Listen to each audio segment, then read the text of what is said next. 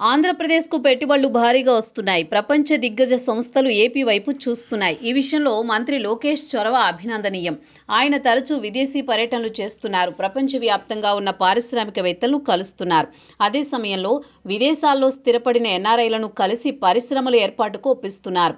అయితే ఇప్పుడు మరోసారి అమెరికా పర్యటనకు వెళ్లనున్నారు మంత్రి నారా లోకేష్. కూటమి అధికారంలోకి వచ్చి 18 నెలలవుతోంది.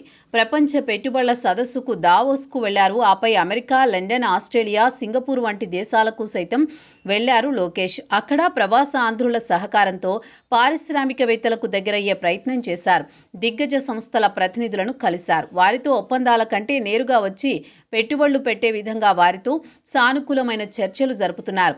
ఏపీ ప్రభుత్వం తరపున వారికి సహాయ సహకారాలు కూడా అందిస్తున్నారు. భూముల కేటాయింపుతో పాటు కొన్ని రకాల రాయితీలు ఇస్తున్నారు.